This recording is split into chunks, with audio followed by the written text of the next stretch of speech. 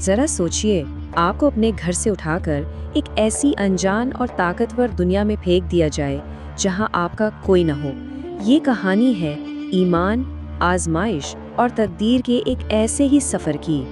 اور اس پوری کہانی کا جو مرکزی خیال ہے نا، وہ یوسف علیہ السلام کے بس ایک جملے میں چھپا ہوا ہے: خدا شفا دیتا ہے، میں نے تو صرف دعا کی تھی۔ یہی وہ الفاظ ہیں جو پوری داستان میں ہمیں یاد دلاتے رہیں گے کہ انسانی کوشش اور خدائی طاقت میں آخر فرق کیا ہے۔ تو آئیے اس قافلے کے سفر میں چلتے ہیں جہاں ایک ایسا واقعہ پیش آتا ہے جو یہ ظاہر کر دیتا ہے کہ یوسف کوئی عام لڑکا نہیں ہے۔ تو قافلے میں نا ایک عجیب سی مایوسی چھائی ہوئی تھی۔ ایک مسافر بالکل موت کے قریب تھا، کسی کو کوئی امید نہیں تھی کہ وہ بچے گا۔ لیکن پھر یوسف نے دعا کے لیے ہاتھ اٹھائے، اور جو ہوا وہ کسی معجزے سے کم نہیں تھا۔ وہ شخص وہ بالکل ٹھیک ہو گیا، اور یہ دیکھ کر تو جیسے سب مسافروں کی آنکھیں پھٹی کی پھٹی رہ گئیں۔ اب اس معجزے کا سب سے گہرا اثر قافلے کے سردار مالک پر ہوا۔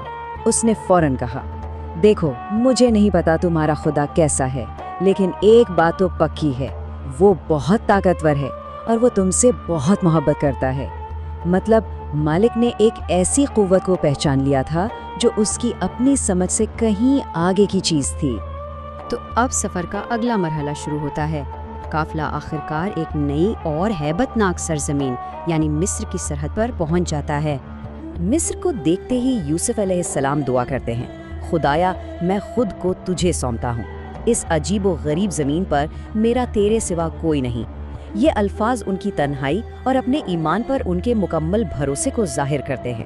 یہاں آتے ہی قافلے کو ایک زبردست کلچرل شاک لگا۔ کہاں کینان کی وہ کھلی قبائلی زندگی، اور کہاں مصر کی یہ انتہائی منظم اور طاقتور تہذیب۔ اب یہاں سرحدوں پر پہرے دار کھڑے تھے، شہروں کے اپنے سخت قانون تھے، سب کچھ بالکل الگ تھا۔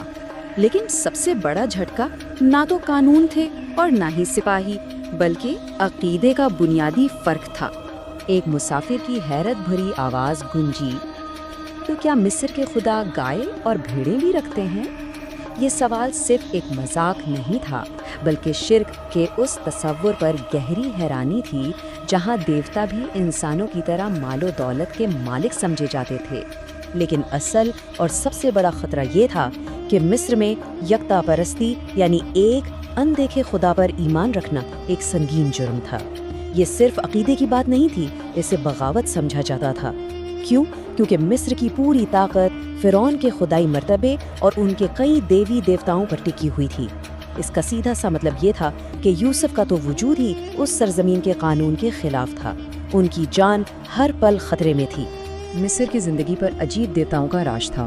کہیں شہر کی حفاظت ایک بلی جیسا دیوتا کر رہا تھا، تو کہیں سب سے بڑے دیوتا آمون کی پوجا ہو رہی تھی۔ یہاں تک کہ دریائے نیل کو بھی مقدس سمجھا جاتا تھا، اور فرعون خود کو خدا کہلواتے تھے۔ یہ سب کچھ یوسف کے توحید پرست عقیدے کے لیے ناقابل تصور تھا۔ اب مصر سے بہت دور چلتے ہیں، جہاں ایک باپ کا دل اپنے بیٹے کے لیے دھڑک رہا تھا۔ یہ کہانی کا وہ جذباتی پہلو ہے جو ہمیں یاد دلاتا ہے کہ یوسف کو بھلایا نہیں گیا تھا۔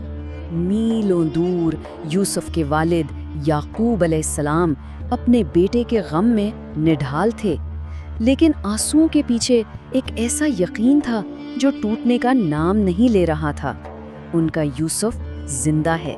یعقوب علیہ السلام اپنی امید کی پہلی وجہ بتاتے ہیں، میرا قلب سلیم، یہ مجھ سے کبھی جھوٹ نہیں بولتا۔ یعنی ان کا پاک اور سچا دل، ان کی روحانی بصیرت انہیں بتا رہی تھی کہ ان کا بیٹا سلامت ہے۔ اور دوسری وجہ، وہ ایک ٹھوس ثبوت تھا، یوسف کا کرتا۔ سادہ سی بات ہے، اگر کسی بھیڑیے نے حملہ کیا ہوتا تو کرتا پھٹا ہوتا نا، مگر کرتا تو بالکل سلامت تھا۔ اور بس یہی چیز اس بات کا پکا ثبوت تھی کہ ان کے باقی بیٹوں کی کہانی سراسر جھوٹ ہے۔ اب واپس یوسف کی طرف آتی ہیں، جو اپنے سفر کے اختتام پر عظیم شہر تھیبس کے غلاموں کے بازار میں پہنچ چکی ہیں۔ بڑے بھاری دل کے ساتھ قافلے کے سردار مالک نے یوسف کو نیلامی کے لیے پیش کیا۔ یہ ایک ناقابل یقین حد تک دکھ بھرا لمحہ تھا۔ وہ نبی جو عظمت کے لیے پیدا ہوا، آج اسے ایک بے جان مال کی طرح بیچا جا رہا تھا۔ نیلامی شروع ہوئی، پہلی بولی لگی 50 سکے۔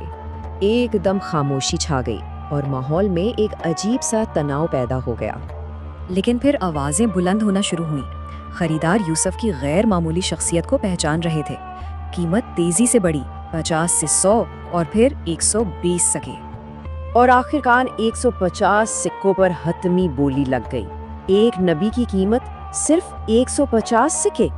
سوچئے، اپنی زندگی کے اس سب سے نچلے مقام پہ بھی یوسف علیہ السلام کیا کہتے ہیں؟ یہ صاف ہے کہ یہی خدا کی مرضی ہے، اور اگر وہ مجھے غلام دیکھنا چاہتا ہے تو میں راضی ہوں۔ مطلب وہ ایک ایسے منصوبے کے آگے سر جھکا دیتے ہیں جسے وہ اس وقت سمجھ بھی نہیں سکتے۔ یہ تو واضح تھا کہ خدا یوسف کو مصر ایک بہت بڑے اور مقدس مقصد کے لیے لایا تھا۔ یہ غلامی اس سفر کا اختتام نہیں بلکہ شروعات تھی۔ لیکن آخر وہ مقصد کیا تھا؟ اس نبی کی تقدیر میں آخر کیا لکھا تھا؟